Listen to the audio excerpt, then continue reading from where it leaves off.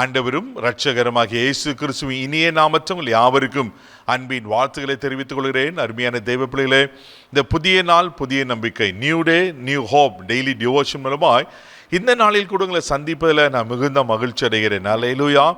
இன்றைக்கு கூட கர்த்தர் நமக்கு கொடுக்கிற வார்த்தை என்ன?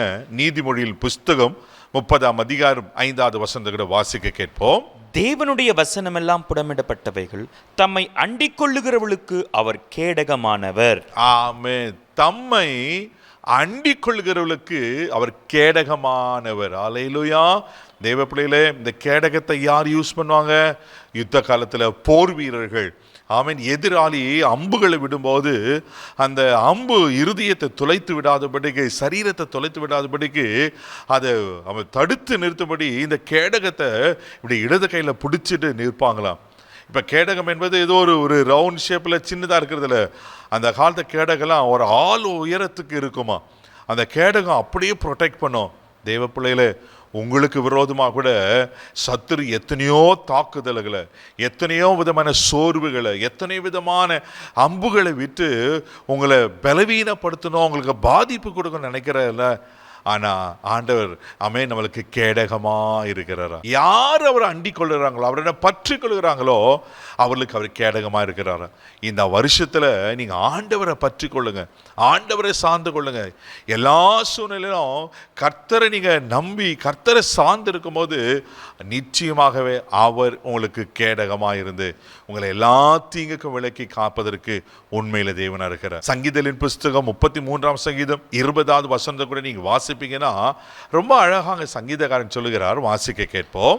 நம்முடைய ஆத்துமா கர்த்தருக்கு காத்திருக்கிறது, அவரே நமக்கு துணையும் நமக்கு கேடகமும் ஆனவர். அதே பிள்ளைல அவர்களுக்கு கேடகமா இருந்து, அவர்கள் துணையா இருந்து, அவர்களை அற்புதமாய் நடத்துவார். சோர்ந்து போகாதீங்க, எதை குறித்தும் பயப்படாதீங்க, பிரச்சனை பார்த்து பயப்படாதீங்க, போராட்டங்களை பார்த்து பயப்படாதீங்க, பலவீனத்தை பார்த்து பயப்படாதீங்க, சத்துரு பார்த்து பயப்படாதீங்க, இப்ப இருக்கிற சூழ்நிலையை பார்த்து பயப்படாதீங்க.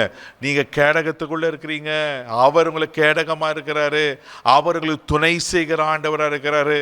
பயப்படாது, நான் வலது கரத்தை பிடித்து துணை நிற்கிறேன் என்று வாக்கு பண்ணியிருக்கிறல்ல. அவர்கள் துணையா இருக்கும்போது நம்ம ஏன் பயப்படணும்? எப்படிப்பட்ட துணையா இருக்கிறாரா? கேடகமான துணையா இருக்கிறார்.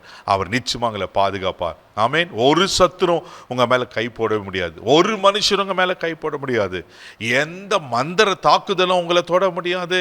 ஏன்னா அவர் உங்களுக்கு துணையா இருக்கிறார், அவர் உங்களுக்கு கேடகமா இருக்கிறார். அல்லேலூயா. சங்கீதத்தின் புஸ்தகம் 5ஆம் சங்கீதம் 12ஆம் வசனத்தை கூட வாசிக்கும் போது, கர்த்தாவே, நீர் நீதிமானை ஆசீர்வதித்து காருண்யம் என்னும் கேடகத்தினால் அவனை சூழ்ந்து கொள்வீர். ஆமென், ஆமென். அவர் பாதுகாக்கிற தேவன் மாத்திரமல்ல, காருண்யம் என்னும் கேடகத்தினால சூழ்ந்து கொள்கிறீர். அல்லேலூயா.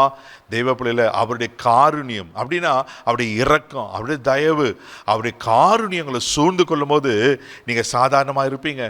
யோசித்து பாருங்க. நிச்சயமா சொல்றேன், உங்க வாழ்க்கை ஆசீர்வாதமா இருக்கும், உங்க எதிர்காலம் ஆசீர்வாதமா இருக்கும். ஆமென். அவர் உங்களுக்கு காரணம் உங்களை பெரியவனாக்கும். 2 சாமுவேல் புஸ்தகம் 22ஆம் அதிகாரம் 36வது வசனத்துல வாசிப்பீங்கன்னா ரொம்ப அழகாக தாவீது ஒரு காரியத்தை சொல்வார். வாசிக்க கேட்போம். உம்முடைய ரட்சிப்பின் கேடகத்தை எனக்கு தந்தீர், உம்முடைய காருண்யம் என்னை பெரியவனாக்கும். ஆமென். காருண்ய கேடகமா இருக்கு. அந்த காருண்ய கேடகம் என்ன செய்யுமா? என்னை பெரியவனாக்கும் என்று தாவீது சொல்லுகிறார். ஒரு சாதாரண ஆடி மேய்ப்பனை ஒரு பெரிய அரசனா மாத்துச்சுன்னா அவருடைய காருண்யம் தான். தேவ பிள்ளையில உடைஞ்சி போய் நொந்து போய், எனக்கு நீ என்ன எதிர்காலம் இருக்கு, எனக்கு நீ யாருக்கா கலங்கி கொண்டிருக்கீங்களா? இன்னைக்கு கர்த்தருடைய வார்த்தை இன்னைக்கு உங்களுக்கு நேராக வருது. அவருடைய காருண்யம் என்ன கேடகம் உங்களை பெரியவனா மாற்றும். பயப்படாதீங்க. இப்போ இருக்கிற மாதிரி இருக்க போறதில்ல. ஒருவேளை இந்த வருஷத்து ஆரம்ப நாட்களில் இப்படி ஒருவேளை உங்களுக்குள்ள தாழ்வு மனப்பான்மை இருக்குமானா பரிசுத்தாமையா திட்டமாக உங்களோட பேசுறாரு. அவர் உங்களை உயர்த்துவார், அவர்களை பெரியவனாய் மாற்றுவார், பெரியவளாய் மாற்றுவார், அவர்களை வாழ்ந்திருக்க பண்ணுவார். அவர் கேடகம் உங்களுக்கு மேல இருக்கு, அவரே உங்களுக்கு கேடகமா இருக்கிறாரு. பயப்படாதீங்க. நிச்சயமா அவர் உங்களை ஆசீர்வதித்து கனப்படுத்துவார். இந்த நாளில் அதை செய்வதற்கு அவர் உண்மையில் இருக்கிறார். கண்களை மூடி நாம் ஜெபிக்கலாம். தகப்பனே, உமக்கு நன்றி சொல்கிறப்பா. உங்களுடைய காருண்யம் என்ன கேடகம் என்னை பெரியவனாக்கும் சொன்ன போல அப்பா, யாரா என்னென்ன காரியத்தில் உடைஞ்சி போய் அவனே தாழ்மை மனப்பாடம் இருப்பாங்கன்னா இன்னைக்கு அவங்களை உயர்த்துங்கப்பா, அவங்களை காத்துக்கொள்ளுங்கப்பா. நீர்தான் எங்களுக்கு கேடகம், நீர்தான் எங்களுக்கு துணை, நீங்கள் தான் எங்களுக்கு தஞ்சம் ஆண்டவரே. பாமக்க ஸ்தோத்திரம். இந்த ஆண்டு முழுவதுமாய் இவர்களை பாதுகாத்து எல்லா தீங்குக்கு விலக்கி காத்து ஆண்டவரே எல்லா சத்துருவின் தாக்குதலுக்கும் இவங்களை விலக்கி காத்து பாதுகாத்துக்கொள்ளும்படியாக ஜெபிக்கிறோம். இந்த நாள் முழுசும் உங்கள் கிருபையில் கரத்தில் ஒப்பு கொடுக்கிறோம். உங்கள் தெய்வீக பாதுகாப்புக்கு ஒப்பு கொடுக்கிறோம்.